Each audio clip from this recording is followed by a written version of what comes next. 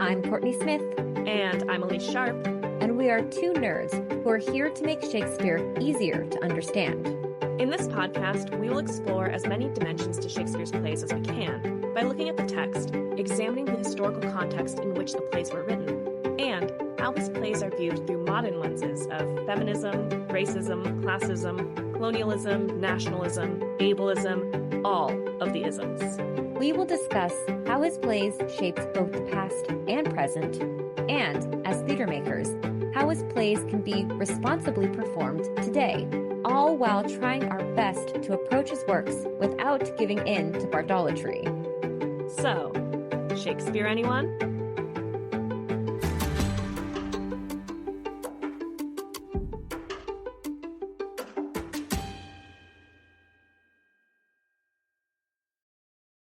Hi, listeners. Want to support Shakespeare Anyone? Visit shakespeareanyone.com/support or check out the links in our episode description. Now, onto the episode. Hi, Elyse. Hi, Kourtney. How are you? I'm doing pretty well. How are you? I'm also doing well. I kind of can't believe that we're here at the wrap-up of Julius Caesar. I know. It is so surprising. It feels like just yesterday that we were writing the synopsis and getting ready to launch, and we were like, what are we going to talk about?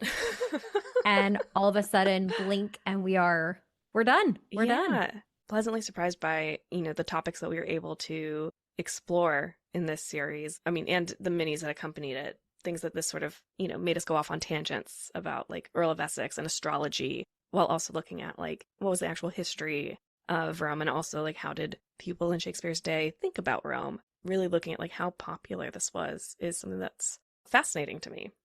Especially when we think about, in our Stuff to Chew On, we talk about the legacy of Shakespeare's plays, and its legacy permeates society to such heights that even, like, in the episode about the historical late Republic, our source said that for the most part, what he knew about Julius Caesar came from the play. Yeah. So, just the fact that Shakespeare's Julius Caesar has become, in a way, an authority for popular consciousness. It was just such a fascinating journey for us to go on with this one compared to maybe some other seasons. I think this one was like a surprise. We kind of were like, we don't know exactly what we're going to do, but we know this is a popular play. We'll find something. And before we talk about which versions of Julius Caesar we watched, we do have a brand new Patreon patron that we need to say thank you to. So thanks, and ever thanks, Kate, for your support of the podcast. Yes, we are listener supported. And so every patron we have joining our Patreon community helps us to continue to do this work independently. So thank you. And now let's talk about the productions that we're going to be talking about. I'm very excited to share with all of you the 3 productions that we watched to prepare for this. The ones that are recorded, there weren't that many, but we did find really, really, we're happy with the ones that we watched. Oh, yeah. I think starting off, overall, I think, there was not one that I regretted watching. Which, if you've listened to wrap-ups before, you know that sometimes we wish we could get our 2 to 3 hours back. Yeah. But which ones are they? Well, first up, we are watching the film of Phyllida Lloyd's 2012 all-female Julius Caesar. That is part of the Donmar Shakespeare trilogy. If you've listened to our Tempest wrap-up, this is part of the same trilogy that sets the plays as plays within a play set inside of a women's prison and is created in collaboration with incarcerated women. Then we are going to take a look at the National Theatre's 2018 production, directed by Nicholas Hytner. And last but not least, we will look at the Globe Theatre's 2014 production, directed by Dominic Dromgoole. So let's dive in. I will introduce a little bit more about Phyllida Lloyd's 2012 all-female production of Julius Caesar. This production features Jackie Clune as Julius Caesar, Jade Anuka as Mark Antony, Martina Laird as Cassius, and Harriet Walter as Brutus. Yeah, this actually is a production that I have previously watched during the 2020 pandemic quarantine when I would do my Shakespeare Saturdays, Shakespeare Sundays, as I was starting to get more into studying Shakespeare, this production was on the PBS streaming Mhm. service. And so I watched this one back in 2020. I really enjoyed it. I did not have the heightened knowledge of the play itself or the time period, like the historical context, any of that when I watched it. So I watched it aside from like I knew the play because of high school and a Mhm. couple other reads. But I really enjoyed it back then. There are a lot of choices that are steering a little bit from the text, but I enjoyed it then. And I'm happy to say I enjoyed it now. Yeah. This is my first time watching it, although my second time watching a installment in this trilogy. The Tempest was the final installment, and this is the first. I will say I know that I had some feelings about The Tempest, where I was Yeah. just like, I feel like I don't get it. And I will say that like this one kind of cemented for me. I was like, oh yeah, if I watch these in the order they are intended to be watched in, I think I would have enjoyed Tempest more. Hmm. This starts with a monologue. All of them start with monologues written by women who are incarcerated talking about why the play is selected, as read by an actor. And the Charlotte monologue introduction is a really great intro into the concept and the why and what they are doing. I also, have the context now of this trilogy was significant in that this is I believe, the first time in 2012 that like it was the first like all-female professional production of a Shakespeare play in England at like one of the major theaters, right? Right. So I do appreciate it for that. And I find that like a lot of the choices were really effective. Hmm. Yeah, before we discuss the choices, I do want to just set the stage for you mentioned Mm-hmm. the letter written by an incarcerated woman that is read by an actor. In addition, the costuming, the set, all Mm-hmm. of that is quite minimalist. There are actors who are playing prison guards, but a majority play incarcerated women. They're wearing like the uniform sweats that Mm-hmm. incarcerated women wear. The props are, for the most part, something that maybe could be readily found within a prison. The lighting and the sound are they're not minimalist, but it's not Yeah. extravagant and like flowery. Mm-hmm. And they're working in a minimalist kind of framework. Yeah. All of these do set up these Shakespeare plays as sort of play. I briefly mentioned this, but like they are plays within plays. Every actor on stage is playing a incarcerated woman. Then that incarcerated woman is in the Playing the play roles. but they're not necessarily like playing incarcerated people, like putting on a performance. There's like a moment where the play sort of just takes over and is paralleling experiences within the prison walls. And the play begins with an actor singing a song every Mm-hmm. time that you walk in the room. So with all that said, it does start with a song. We have the actor who will play Antony singing to Caesar, and this sort of like Caesar-led party. And the others are like putting on masks that are like Caesar's face and doing specific like dance moves. Yeah, This very like kind of like military, not military, but they're very like sharp, coordinated kind of yeah, it's very much yeah. choreography. I don't think it's meant to like be military, but it is meant to like be very clear that like when this is repeated later, this is a Caesar aligned person, right? Yeah, since this is a podcast not being streamed, you can't see Elyse had her fists like Yeah, balled up and was kind of like punching, kind of like not the air, but kind of doing yeah, like punching moves with her arms, and that's kind of the spirit of yeah. The yeah, arms are out, elbows at 90 degrees, in hands and fists, and sort of like a fist pumping gesture. yeah. And that gets repeated a couple times in the play, called back to. And the party is in contemporary dialogue. So this production adapts the first few scenes of the play or disregards them because we don't really see the Like the cobbler.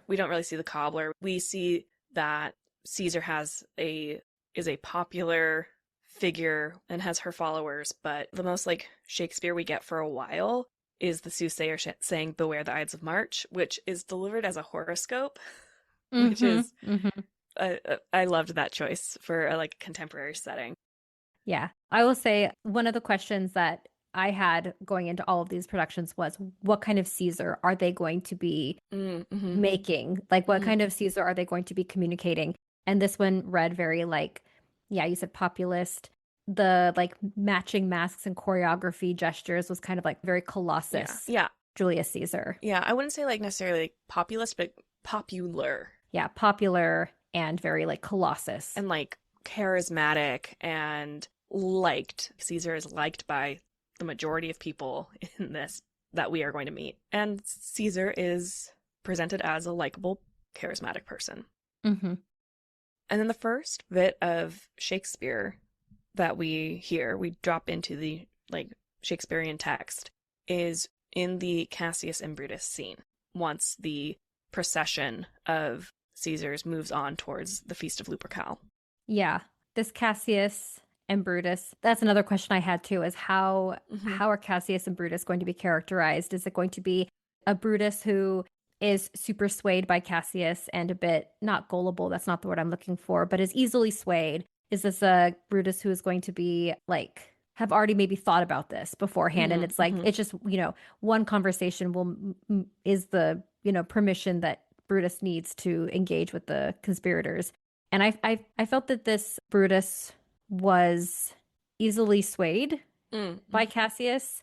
And the production also felt very pro-Brutus. Like there was constantly this turmoil that Brutus was experiencing throughout the play. Yeah. And I think that's largely because Brutus is Harriet Walter, and all three of these plays were very much developed for Harriet Walter. And this one, I read an interview with Phyllida Lloyd about the creation of this trilogy, and it all came from like having a conversation with Harriet Walter, where Harriet Walter was like, I identify more with Brutus nowadays than like any of Shakespeare's women. But, I'm never going to get to play because and that's where this idea of like all female. So yeah, it is very Brutus because it is, Harriet Walter is very much set up as like the center of these plays. Yeah. Yeah. I enjoyed this Cassius and Brutus. Cassius was very clear, and I don't know where I'm going with this because I just enjoyed it. Yeah, I don't have any specifics, but yeah. I enjoyed them too. Yeah. So if like for me, the dynamics between Caesar, Cassius, and Brutus were super clear and made a lot of sense for this production. Yes. And I was very happy with the kind of popular Caesar, jealous Cassius, and easily swayed Brutus. And I would say also like Octavius in this one, when Octavius comes in, you immediately kind of get who Octavius is.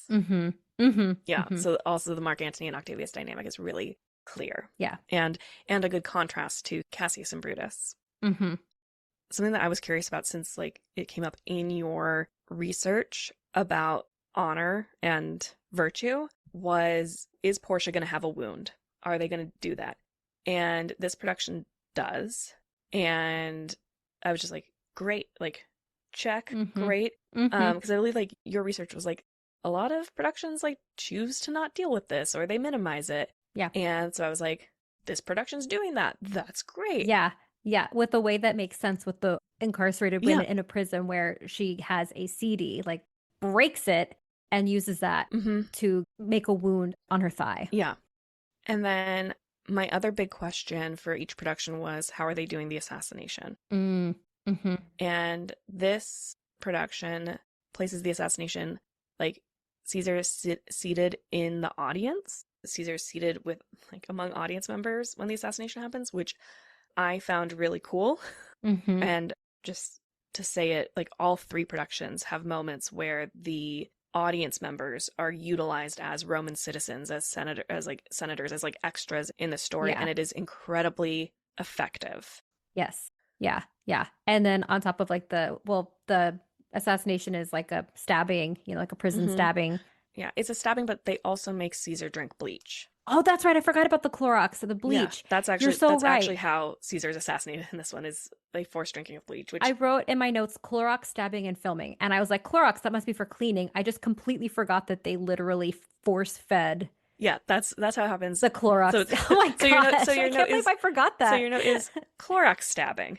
Like, yeah. Not Clorox, comma stabbing. And then they start using filming that makes it into sort of like this like news press conference scenario.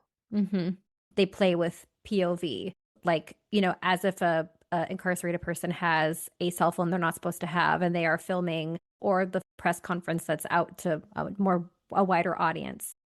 Another character that I really enjoyed was, I really liked Antony a lot. Yes. Oh yeah. I wrote, now this is an Antony, is my note. Yes.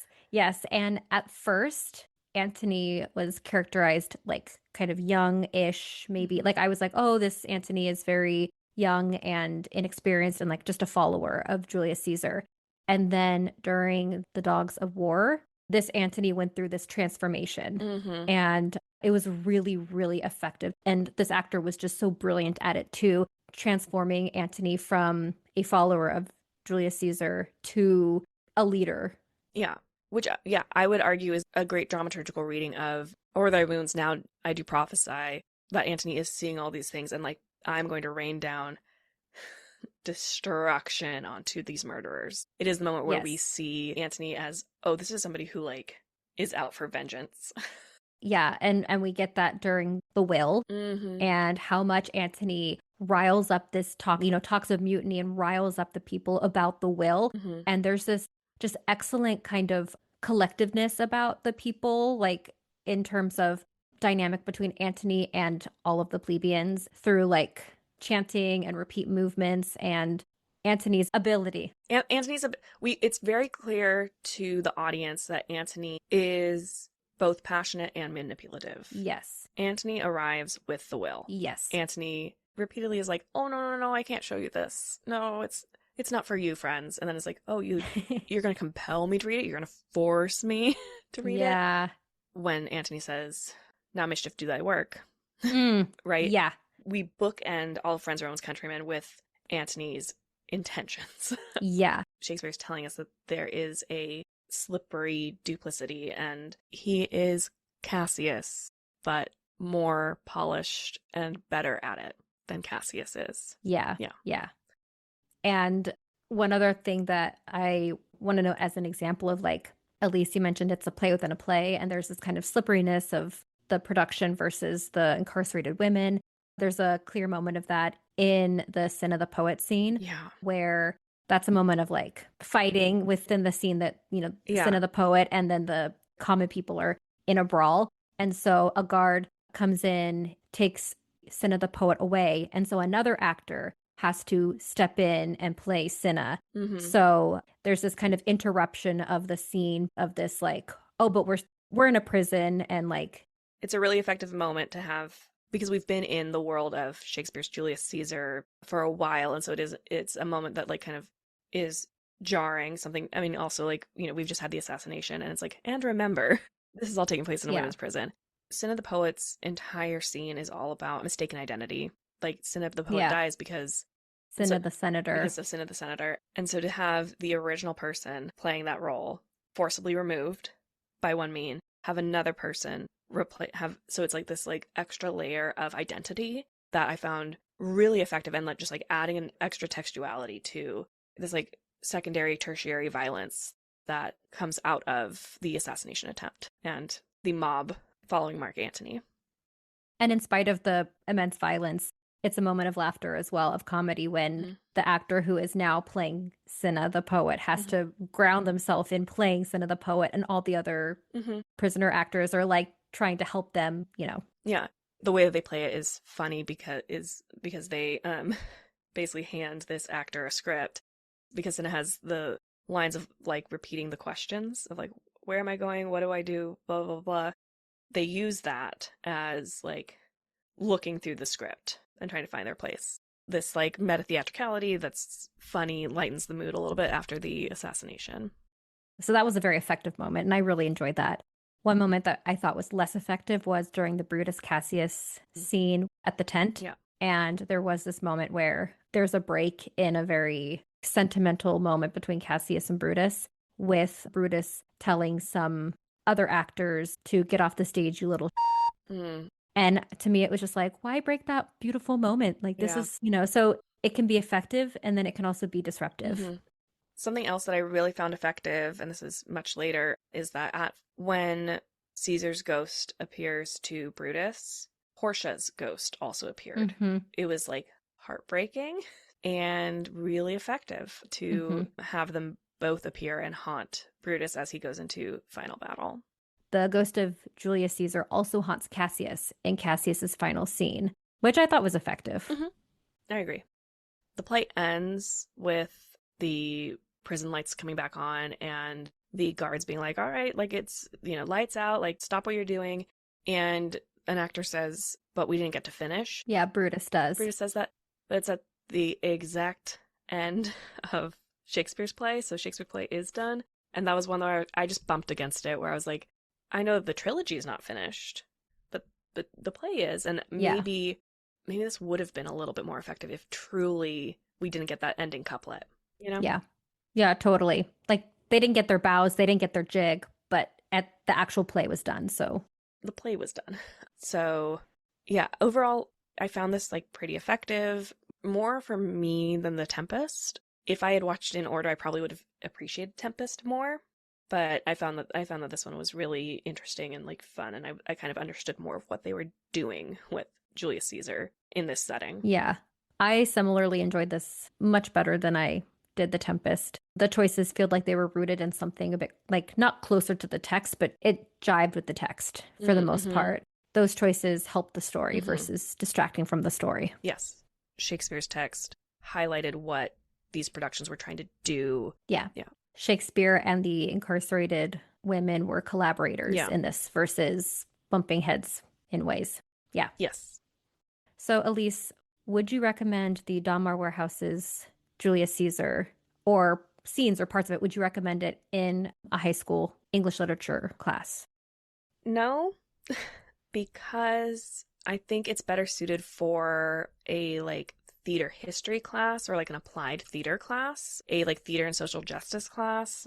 I think that maybe some scenes from it could, to present like a variety of different ways that you could do this play. Maybe there are scenes from it that would lend really well to that. For an educational purpose, I don't know if it is maybe too many layers of textuality and like meta-theatricality to really get students to understand Julius Caesar. I feel the same way. Like in an English literature class, the goal is to understand Shakespeare's text. And there are a lot of choices, and there's a lot of like, this production has a lot of, we're making these choices to say something about this particular social justice struggle. Yes. And so different audience, maybe very valuable in a classroom, but maybe not your high school English Julius Caesar. Yeah. Unless you're doing like some sort of adaptation work and talking about how these plays can be done a bunch of different ways. Then yeah, I'm going to amend. It's like a no with an asterisk. Like, no, unless you're doing something very specific. Yeah. Fair enough. All right. Next up is the National Theater's 2018 production of Julius Caesar that was staged at the Bridge Theater. This production was directed by Nicholas Hytner and featured Ben Whishaw as Brutus, Michelle Fairley as Cassius, David Morrissey as Mark Antony, David Calder as Caesar, and Adjoa Andoh as Casca. So for those following along at home being like, I know those names. Yes, Paddington is Brutus, Catelyn Stark is Cassius, and Lady Danbury is Casca. Well, the cast of this production is like overall just very talented. There's some star-studded casting and just great actors all around. And this one is set in its sort of modern time, modern era.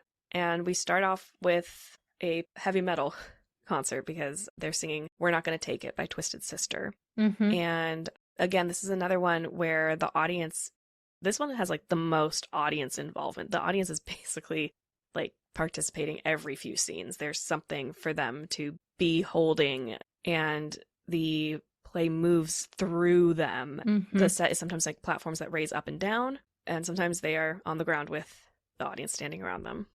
Yeah, that's what I noticed during the opening. I was like, oh, the audience is standing, like they're literally at a rock concert. Yeah. So they do have this, mobility. Yeah, and they have the crowd has hats and flags in support of Caesar. Yeah. And the concert is certainly a public support of Caesar. And the concert's what is interrupted by Flavius and Marillus. That was a very funny scene because, the whole cobbler profession, and the guitarist made this gesture of like, oh yeah, I'm a cobbler, to it was make a joke at take, a sarcastic take on it, which I think was very funny, especially doing this production in a modern time when like cobblers exist, but they're not widespread in comparison to other professions. So it was a very funny take. Yeah. And this Caesar, as you mentioned, it's the contemporary political climate of Britain, taking some inspiration from the United States. Yes. And at the end of this rock concert, the crowd kind of parts and Caesar enters. And Caesar is an older white man wearing a red hat and a red tie. But also a leather jacket. So it's like, I sort of went with it as like he is coded to suggest some people. It's not or it's coded in a way that today reads a certain way, that we cannot help but interpret it a certain way. But it's not like an actor doing an impersonation saying that Caesar is a specific politician. However, it is wrongly coded. Yeah, it is not the public theater's Julius Caesar. Yes. That we... For sure, that we've, talked a little bit about and stuff to chew on. But it is reminiscent. This Caesar is certainly a populist. Mm-hmm. He has this command over the crowd. He's got slogans, like people are wearing shirts that say, when Caesar says, do this, it is performed. There's a lot of like, do this merch around. Yeah, it felt very much like a Trump rally in many ways. Yeah. So this production was leaning into what was happening during the time. Yeah. Similarly, Brutus and the conspirators were very like buttoned up, peacoats, glasses, and that faction read very intellectual, elite. Brutus is an author. Brutus is an author. He signs a book called Marcus Brutus Liberty. Yeah. It's also worth noting that the conspirators, Marullus and Cassius, are both older women. And so the first voices of the rebellion we hear are postmenopausal women. And Casca is also a postmenopausal woman. So whereas Caesar's world is masculine, leadership of the conspirators is a more diverse group. Yeah. Mark Antony is a 40, 50-year-old white male. Mm-hmm. But yeah, I did notice that too, that there's this, because of the identity of the actors playing Cassius and Casca, there's this also like, I was thinking, is there this commentary on patriarchy and politics as well? When Julius Caesar's like, I don't trust her. Yeah. It reminds me of what we talk about a lot in like plays for the court, and how there are elements in this play and many others that are speaking to what's happening at court in Shakespeare's day. It's kind of like seeing a modern version of that, where it's like, there is not enough for you to say, this is definitely this person, but it is so heavily coded that it is a strong suggestion of specific politicians of 2018. Yeah. Yeah. This production, I think, didn't upset me to the degree that maybe others might. But because Julius Caesar is a popular politician, popular amongst the working class, and then there's this whole, the conspirators should not have done what they have done. It's just like, it's just such a ambivalent / messy play with no, if you choose, as we've talked about, to try and deliver a message with this play is dangerous. This play, I think what we are getting at is that it narrowly skirts doing that. Yeah. Without going over into making commentary on our world. It's like, let me present to you a similar world. Yeah. Yeah. Yeah. But let's keep going, because this is the world that we are given. And let's talk about some choices that happen in this production. Flavius was stabbed. Yeah, that's my next note too, is Flavius is beaten and taken away. So the violence of the state is more more overt. Yeah, more overt is added. They add some state violence. And I really enjoyed Ben Whishaw's Brutus in the sense that, okay, I'm glad we're on the same page. I enjoyed his dilemma when he's in his study, mulling over whether or not, the monologue where he's talking about, well, he's not a tyrant, I've never seen it, but he could become one. And this Brutus turns to history books to justify his hypothesis that Caesar will become a tyrant. And it is really cool to watch a Brutus go through what I call mental gymnastics. Yes. His justification process is so clear. I wrote a note, Fairley and Whishaw are so good in this. They are. Yes. She is also, she's not a scheming evil Cassius. She is somebody who's has conviction, and like you said, the conspirators are smart and they are passionate and they have a lot of conviction. I loved the dynamic between Brutus and Cassius during the kill Antony, do not kill Antony, and how much that do not kill Antony bites the conspirators in the butt, as well as the do not let Antony speak at Caesar's funeral. Our course will seem to bloody Caius Cassius is so good. Yeah. That whole scene, the way that Whishaw and Fairley work together with that dynamic of Cassius and Brutus is so convincing. Mm-hmm. And it just makes a lot of sense. Like the choices made logical sense for the production. Yeah. We have another production where Portia has wounds. She Yes. has self-harmed in a Yeah. modern sense. Rather than inflicting the wound on herself in scene, we see that she has self-harmed prior. But I was like, we've got wounds. Yeah. And then, as you know, the other thing that I was wondering is how are we doing assassinations? And this one, guns. Mm-hmm. Mm-hmm. But what is absolutely wild to me is that this production managed to get the audience to crouch and stand on cue throughout Mm-hmm. the assassination. Again, this like level of audience participation in this production is unmatched. And then the blood is liquid blood. It's not Mm-hmm. imaginary. And Mm-hmm. everybody like actually bathes their hands on it. And I thought it was very effective, especially when Antony re-enters and shakes every conspirator's hand and then his hands are bloody as well.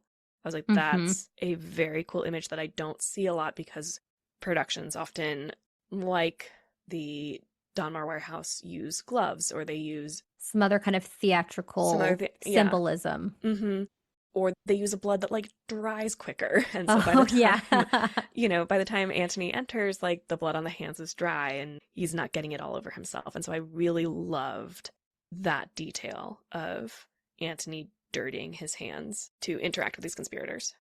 Yeah. And there's also a massiveness to the assassination, like, because of Mm-hmm. the crowd participation, like everything was so heightened. It felt so catastrophic. Like, Mm-hmm. I know that the play leads to civil war, but it felt like, oh, what are we going to do? We Mm-hmm. have to contain this. We have to figure out how to navigate this. And that's where the conspirators go wrong.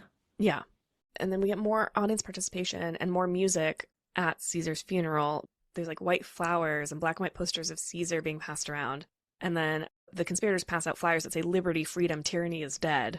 I was just like, what is the consumables budget on this? This is incredible. Mm-hmm. Because like how Mm-hmm. many of those are you actually getting back at the end of the night? Yeah. If I was in the audience, I'd be like, this is a This is souvenir. a souvenir. Also, some PA is like printing those every single day. Anyway. Yeah. Yeah, they have to have like a big like laundry budget to get the blood out of the costumes and a Mm-hmm. big printing budget to print all of the Yeah, materials. for the audience. But also I'm like, Yeah. I want to steal these ideas. Yeah. Yeah. And then this Antony, I found it to be a slightly different take on Antony. He didn't come off as polished. He's passionate, but he seems a little bit less like intentionally manipulative. I liked the idea. I don't know if it was effective for me because of the shift to being buddy-buddy with Octavius that happens like a scene later. I was like, I feel like I'm watching two different characters, but I don't, again, for me, that's not the actor. That is a broader production choice. Well, and you do bring up a good point, which is the shift from the funeral to collaborating with Octavius and Lepidus. Mm-hmm. That is so quick. You don't get that. Like the actor doesn't get the space to then go and build to being a military leader with these convictions. Yeah. So there's kind of a disconnect if in one scene you see him not really manipulating the crowd to mutiny, and then the next scene he's this leader with this kind of conviction about, these are the Mm-hmm. senators that we're going to have put to death. It's just kind of just a disconnect from one Yeah. scene to the next. And let's look at how we can actually reduce what the people are given in Caesar's will. Like That, yes. the duplicity, like the thread of manipulation just was sort of muddied for me is what I'm going to say, is how I'm going to put it. That's all I really have until the end, other than a brief note that bullet and dagger scan. Okay. Oh, yes, guns work because you can replace the word dagger with bullet. Yeah. Similar to one of our Henry V's that we watched, we are in a modern warfare production with lighting, sound effects, guns. Oh, yes. It was a little sensory overload for me, but this would be like a content warning and potentially triggering for anyone with like combat related PTSD. Yeah. But it was really cool to watch the platforms moving and to see them navigate. Again, like you said, the audience participation of making way for the actors and the set pieces moving as the entire production is in warfare. Yeah. I also really, really enjoyed the Brutus Cassius scene at the tent. Like Cassius's exhaustion, Brutus's exhaustion, how fed up they were with each other and this miscommunication about the money.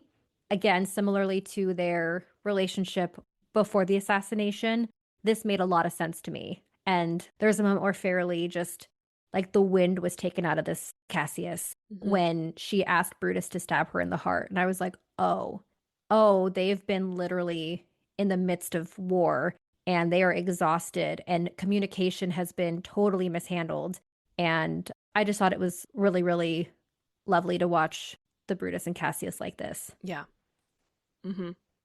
This one also ends, we see Octavius become Caesar, and I thought that was a really nice button of the piece. Overall, I found this production very satisfying to watch. Yeah, I did as well. Way more strengths than perhaps criticisms. Yes.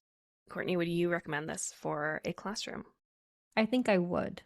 Sans maybe some of the like military scenes, but I would certainly show this. And a lot of the scenes, specifically the like Cassius Brutus ones, I think are a really great way to show the students the dynamics of the conspirators, their planning, their faction. So yes, I would definitely show this because I think it's a really sound modern adaptation of Julius Caesar. Yeah.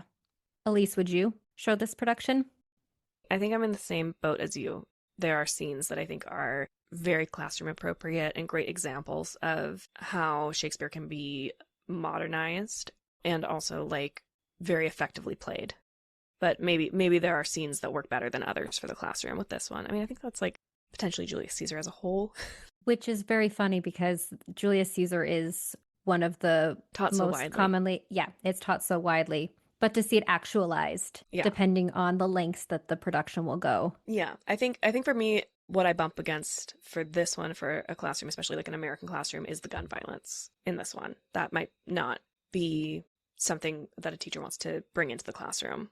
I agree with that. Yeah. Shall we move on to our last but not least? Let's absolutely do it.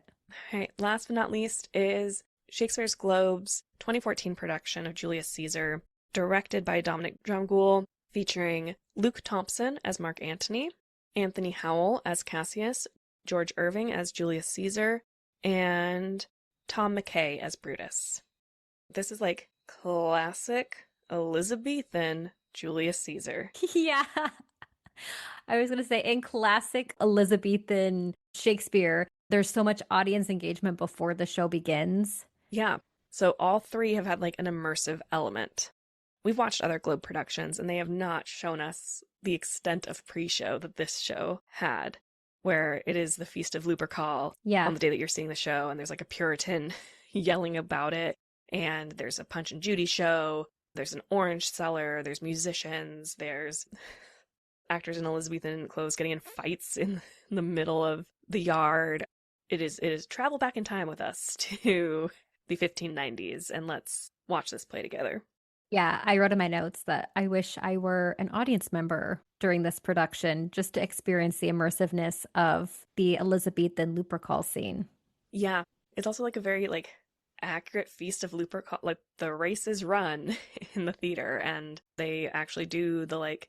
There's like a sacrificing of a bull, a deer. Okay, yeah. There's a sacrificing. I think it was a deer of an animal. There's a sacrificing of an animal, and then the strips of hide are held by the racers and they run the race. And there's a lot of like really like small moments that this production adds to sort of help inform who these characters are. Like Julius Caesar does charity when he enters. So we see like, you know, he's beloved by the people. He also like is charitable and does things for people. And it's just like a really nice subtle way of like showing us these aspects that are talked about and that like we learned are true. Yeah. It's a fantastic setup for the dynamics of the leadership of Rome and the people of Rome. And then in addition to that, the way that they set up Caesar as beloved and charitable is a really great framing for Brutus and Cassius, especially because this Brutus and Cassius are very different from like the Donmar and Whishaw, but this Brutus has been thinking about assassination or something like that. Like it did not take long. Has not been happy with Julius Caesar. Yeah.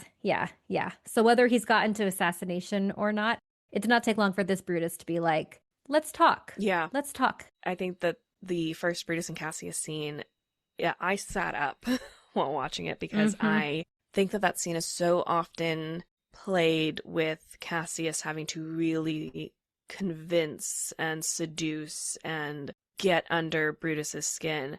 And this one was not that. It was like just this rapid fire, very casual conversation.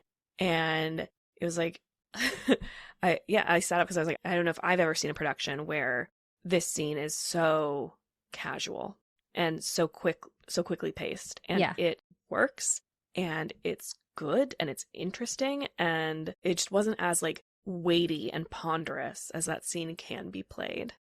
Yeah. I also wrote that Cassius is Brutus's hype man. He had like such big hype man energy, and like you said, the Donmar Warehouse had this weightiness, and the National had this kind of weightiness as well. But like this one, like while Cassius is still delivering lines where he's like hyping up Brutus, it was so playful. It was fun. Yeah, I need a Cassius to hype me up when I'm feeling down on myself, because it was just like fun to watch Cassius and Brutus with the whole mirror dialogue. And also Cassius in this one was very bitter. So the like dissatisfaction that Cassius and Brutus have been having with Julius Caesar doesn't seem like it comes out of nowhere. It's just the first time they've verbalized it to somebody. Yeah. And to each other. Yeah. To each other. Yeah. One of my big questions, Portia's wound. We have another. We also have a very strong Portia and Calpurnia. Yeah. They are very, very strong wives. Yeah. There's no weakness in how they are pleading with their husbands. They are trying to, it's like coming from a place of like logic and like, I believe the like length of these relationships, and like they have a force to them. And I was like, these are incredibly interesting women. We only get a couple scenes with them. Unfortunately, yeah. But again, a moment where I was just like, oh, like, hello, fascinating. Yeah. I was going to say the same thing of like, there's just common sense. The women talking to their husbands, full of common sense. I also loved Calpurnia watching we're getting a little ahead of ourselves, but when the conspirators come to say good morning to Caesar after he decides that he is going to go to. Yeah, it is. Okay. Yeah. I was like, Calpurnia is there watching the conspirators flatter him. And I thought that was so interesting to watch her, like, her reactions. So as this is happening, the scene sort of like ends, and then Artemidorus is already there. And there's this overlap where Artemidorus is writing his letter and is saying, like, beware Casca. And then we see Casca exit the scene with Caesar. Beware Brutus, and each of the conspirators, when Artemidorus says their name in his letter, leave. And then we get like this overlap of Portia and Calpurnia like running around trying to figure out what's going on, and just being like, I have a bad feeling about this day. And that sequence all dovetails together. It was incredibly effective and very interesting to watch. Yeah. The blurriness of, I don't know if it's blurriness, but it's kind of like a blurriness, or the kind of, I would imagine it if it was a movie, there would be a series of, not a montage because there'd be dialogue, or it might be a montage of people going about, and we're seeing different snippets of different, characters, but it felt very like that. Like it was all connected, beautifully choreographed. I think it helps in, bringing us to the assassination. Yes, which is a classic assassination. It is. But before we talk about the assassination, Antony is hungover, which I wrote LOL. This is an Antony who, like, we know that he is a man of party, music, humanities. He's a masker. Yeah. Yeah. And so it was very funny that when he arrives, like, he looks visibly hungover. And I think he goes to the bench to, like, sit down. Maybe he lies down. But he is hungover on this day. Yeah. That's all. We're now at the assassination. Okay. We can talk about murder. All right. So the assassination is a very classic assassination. It kind of like takes a bit, actually, because everybody has to go like single file and stab Caesar. So by the time we get to Et tu, Brute, we have been watching Caesar be stabbed for a bit. But it, like, I don't say that as like a like harsh criticism. It's just like, yeah, this guy got stabbed a lot. And similarly to the National Theater, there's a blood trick with the costuming and props. So the back and the front of Julius Caesar's costume is bloody by the time Brutus gets the last stab in. And I wrote that there was an excellent pause after the murder. Like you mentioned, lining up and the time that it takes, but it doesn't feel self-indulgent or prolonged. Delaying, prolonged. It felt like it was well-deserved. Yeah, and then they're sort of like, oh, now what do we do? And similar to the National Theater's Brutus, I wrote that Brutus, mental gymnastics post-assassination, LOL, okay. Because it was fun to watch the actor. Yeah. The mental gymnastics of like, we're his friends because you spend your whole life fearing death, and then when you die, you don't have to fear death anymore. So we did a good thing. Yeah. He also did effective mental gymnastics on that one. Yeah. I guess what I'm saying is I like a Brutus that shows us the mental gymnastics of how Brutus gets to this point and then continues post-assassination to justify. Yeah, the Brutus who continues to try and justify what's happening is, I also very much enjoy. And we have a Mark Antony in Luke Thompson who is incredibly passionate as well as intentionally leading the people. Manipulative and charming.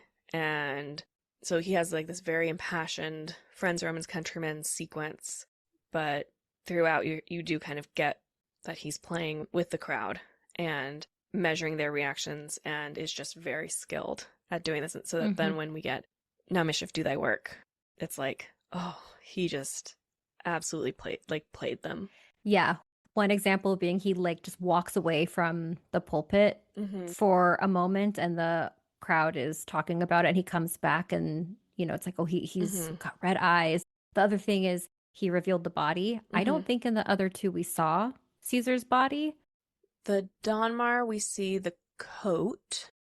Yeah. And then we also get the body sort of like in the background, but it's not like, it's certainly not, there's a distance to it. And he also like gathers the crowd around the body. Yes. It's a much more like physical, visceral experience of the body. Yeah. Yeah. Julius Caesar's body is in a coffin at the front of the stage, coffin lid off. The crowd is on stage looking into the coffin to see the wounds. So he also in this production utilizes the visibility of the body to rile them up to mutiny. Yeah. While saying that he doesn't want to rile them up to mutiny. Yeah. Yeah. But that's all for that. I want to talk about the tent scene. Yeah, go ahead. In this tent scene with Brutus Cassius, I loved that Brutus accuses Cassius of having choler, but he is choleric the whole time. Yeah. Yeah, just the contradictions of Brutus in this production, I really enjoyed. Yeah. Yeah, in the Brutus Cassius scene, I was just tickled that Brutus is hypocritical. And that is it until we get to the war. One note that I did have is the other two productions cut a lot of the ending with all of they kept a lot of the dialogue about war. Yeah. This one was true to the text and kept everything. And at a certain point, I was like, cut these deaths. Let's get to the point. Like young Cato, no offense, young Cato. Let's just get to we care about Cassius's death and Brutus's death. So that was one thing that I was just like, this could go. Yeah. But Brutus's death, Brutus's death. Brutus is killed by Strato. Strato is in a hood until the very end. And in that moment, he takes back his hood and it's revealed that he's played by the same actor who played Caesar. So in his final moments, Brutus is staring at, and they play it as he is seeing Caesar's ghost. Caesar. Yeah. And he is confronted with that and then he dies. It's all cap. My note is all caps. Oh, Strato played by the same actor who played Caesar. Yeah, I wrote Strato is Caesar in all caps, and I was gagged. I was gagged with that choice. I was absolutely like, this is an incredible choice. This is so good. Also, like, such a good way to use your actor who has been off stage for over an act. Yeah. And yeah, I was like, this is good. Yeah. And then Brutus is dead, and Octavius mentions happy days, and we get a jig. And this one was so fun, and like it provided a moment of catharsis, I felt like, at the end of a lot of war and strife. This jig was really fun to see at the end. I agree. So, Elyse, would you recommend this Julius Caesar to a class of English Lit students? Emphatically yes. An emphatic yes. Like all caps yes. I would too. This one is just incredibly effective. It shows you the most of Shakespeare's text out of the three that we watched, and it paces along in a way that like does not talk down to the audience, and you're able to follow it. And I am not a diehard for an Elizabethan set production. I long for like modern dress. We don't comment on it, but for this play, it is incredibly effective to see set, as an Elizabethan production, and it would be actually like a really great way to show students what theater may have looked like in Shakespeare's day, plus like some women being able to act. Mm-hmm. Mm-hmm. And it serves this play really well, especially in this moment, to like not comment on or not even run the risk of commenting on modern politics.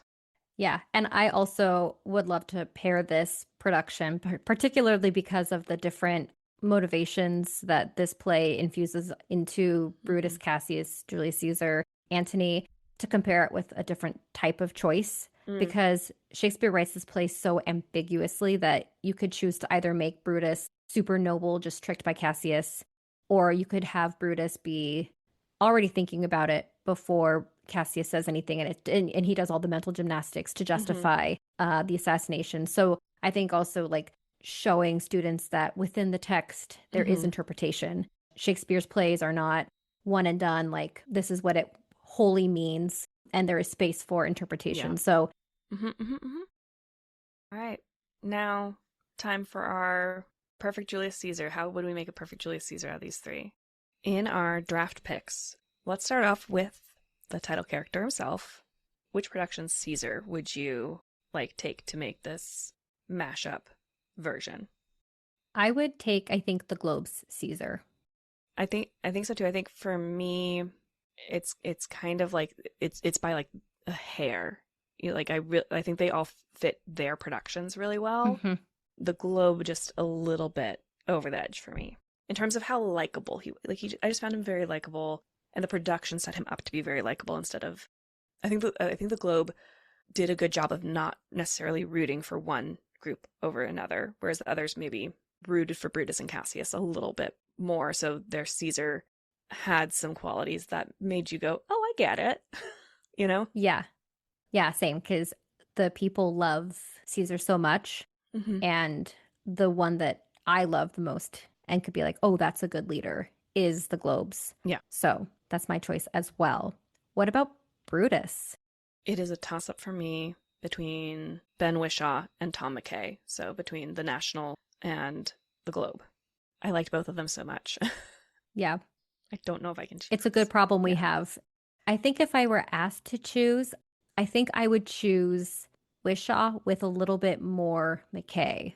If I could combine, if I could combine them, that would be the perfect Brutus for me. Yeah. Like if I could do Whishaw with like the Globe's choices around the production choices around these characters, or with like some of the intentions that McKay played, some sort of in the middle of those two. Yeah, some sort of like mashup of those two.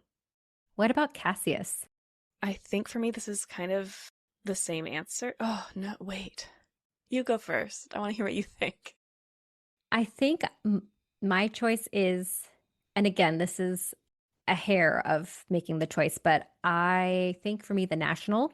I really enjoyed the like common sense, matter of fact attitude that the National's Cassius had in the entirety of the assassination, which butted heads with, Brutus's decisions to, not kill Antony, but then also to let him speak, and the kind of way that Cassius navigated her partnership with Brutus was so interesting. Yeah. But I honestly liked all three.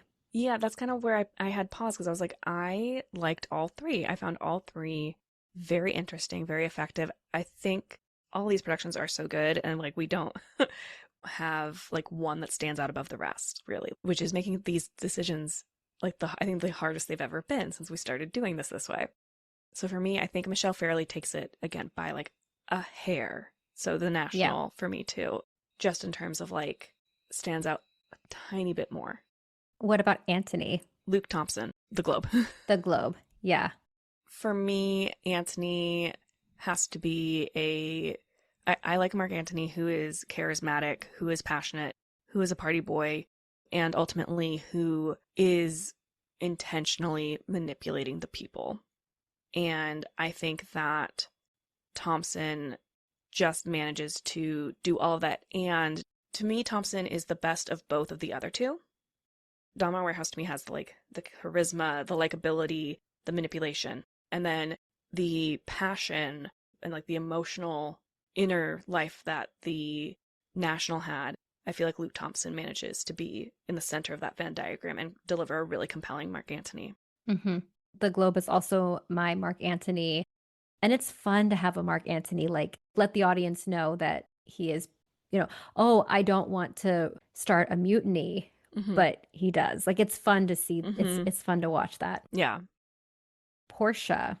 I think for me, it is somewhere between Donmar and the Globe. I liked the strength of the Globe's Portia.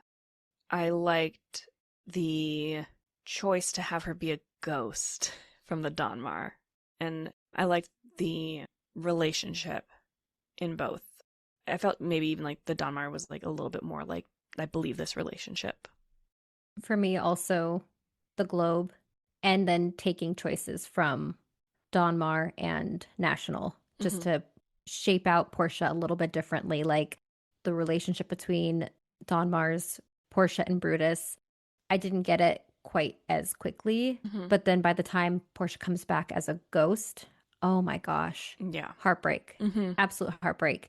And then there's a kind of playfulness that the National has in some choices, but it doesn't carry the same like thread that the Globes has of like that common sense. Yeah, that common sense. About, yeah. So the Globe with adding some pieces. Yeah. Kourtney. The Globe. Yeah. There were some things that were fun about the Nationals, like the way that Kourtney was reacting to Decius flattering Caesar by saying, "Oh, Kourtney is misinterpreting her dream. This is what it actually means." And it was fun to watch the National and the Globes. Kourtney like react and be like, "This is nonsense." But the Globes just had this common sense attitude that the women deserve. Yeah. Versus being like so helpless. Yeah. It's like, no, you should not leave. There is something going on. And that just makes it all the more tragic. Yes. What would be your perfect assassination? They're all so different. Okay. I have an idea. Okay. I want it in the audience from Donmar. I want the use of blood from the National. I want it to be stabby, like the Globes. That's... Yeah. Mix it all together. Yeah. If it were possible to do. For Donmar, yes, the audience aspect was like, really? You can do this? You can make Caesar die next to an audience member? You're going to do that? And the Clorox was like, of course. Like, the bleach, like, of course that's what they would do if they were in this situation. And then the large scale of the National was so dynamic that it's like, what is happening? Like, I feel the chaos of what is to come because of this very heightened and rapid fire too. Like it was, and like, that's the difference between the National and the Globe, is that the National, it felt like it just happened instantly. Yeah. And then there was space for the Globe. I'm rambling on just to say that I can't make a choice. Yeah. I can't make a choice. They all served what their story was telling. Yeah. I will come up with an answer. I think my favorite was the National, probably because of the blood. Yeah. Yeah. The hands. The hands. The bloody hands and shaking the bloody hands was so effective. And the people, the crowd. Which would you take? Which one was your favorite? The National. Just, I loved the amount, sort of like you said with the Donmar Warehouse, where it was like, oh, you can assassinate Julius Caesar in the, like, next to a patron. This one was like, you can, there was just so much engagement of the audience. and they were so present. It really felt like they were not just spectators, or if they were spectators, there's like a culpability in their spectatorship because they're watching everything happen, but they're also like extras in these scenes. So interesting and so effective for this play that takes place in crowded places. Yeah. And on the flip side with the Globe, the actors playing the crowd, I really enjoyed the choices that were made in building relationships between Antony and the crowd and Caesar and the crowd. So again, I might be in a situation where I want to combine the two. I want to engage the audience more like the National did, while also maybe fleshing out the people a little bit stronger, like how the Globe really... I did like that the Globe had this like strong ensemble that were placed throughout the crowd, and they were like embedded in. The National had some of that. I think that like it could have been more. Yeah, somewhere in between the two. Yeah. But again, we are taking a lot longer to make choices, and we are adding a lot more asterisks, and we are combining and morphing like a Frankenstein's monster production way more than we would with any other than we have in the past we've done before. So that's a good sign that we watched some dang good Julius Caesars. Yes, we did. And with that, thank you, listeners, for lending us your ears. Or in other words, thank you for listening.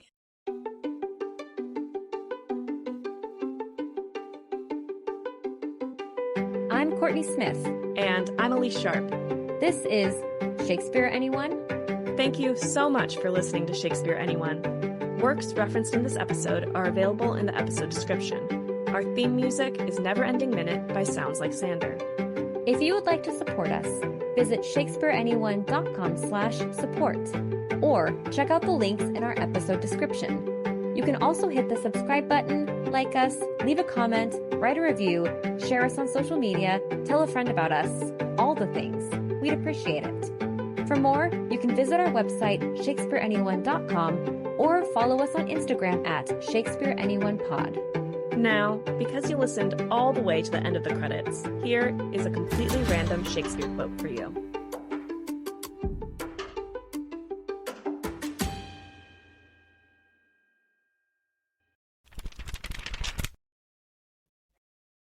From Timon of Athens, Act 3, Scene 4, said by Titus. My lord, here is my bill.